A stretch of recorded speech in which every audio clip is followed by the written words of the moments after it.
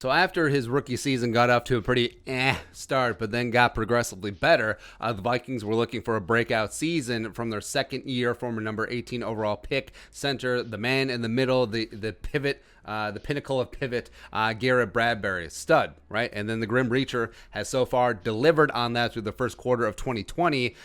Bradbury was PFF's numero uno, zero above un.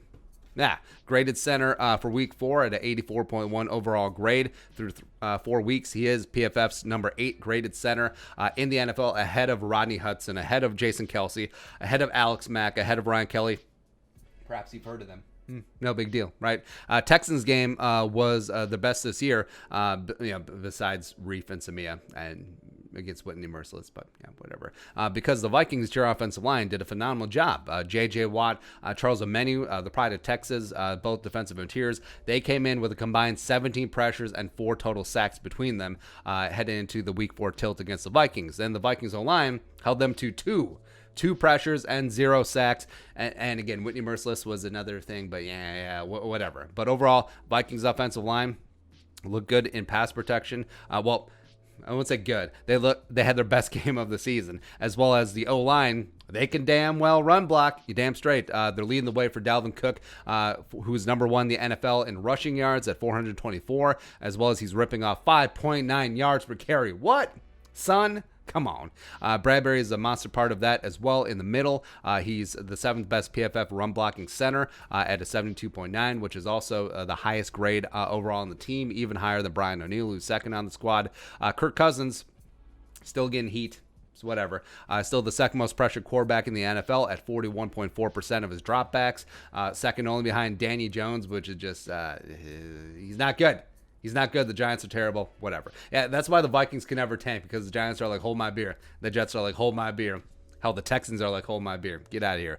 But overall, the protection is trending in the right direction. Bradbury is a big part of that, because he not only is he personally just in one-on-one spots, only allowing 2 pressures, 0 sacks on the season, but also calling out protections and adjustments on the fly. Have been getting a lot better progressively throughout the season as it goes along. So that's just a lot of experience coming in Garrett Bradbury, a lot more being put on his plate.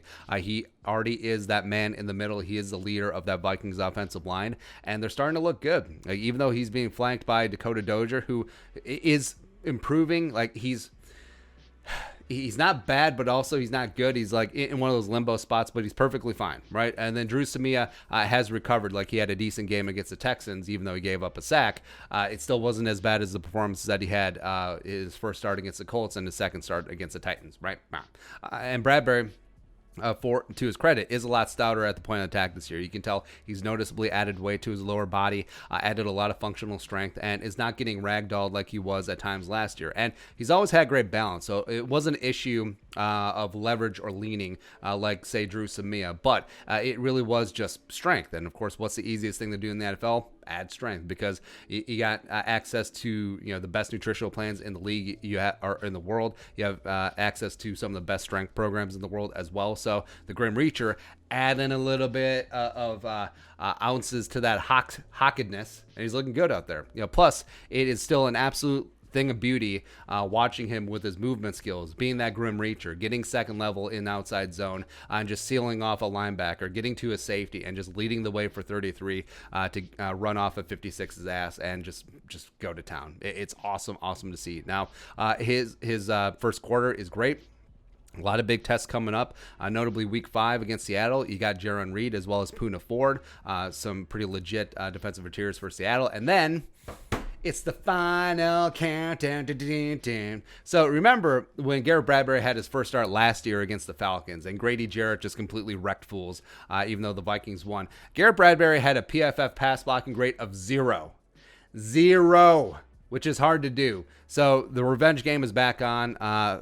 Grady Jarrett and the Falcons come rolling back into historic U.S. Bank Stadium. Now, the Falcons have been ass They've been bad. Grady Jarrett has been good, as he always will want to be. So that's going to be a monster test for Bradbury and that Vikings interior offensive line coming up again. But we're getting ahead of ourselves. 2 solid games coming up. And if the Vikings look to get a win against Seattle, look to get a win against Atlanta, offensive line leading the way for Dalvin, protecting Kirk Cousins just a little bit better is going to be a big part of that. And Garrett Bradbury is a monster. So, again, knock on wood. Garrett Bradbury panning out that lofty number 18 overall draft status, man in the middle for a long time in purple. So your thoughts, Garrett Bradbury, rockin'. Let us know in the comment section below. Subscribe for daily Vikings takes. Want to support that work? Post on the Venmo. But until next time, Skull, production value.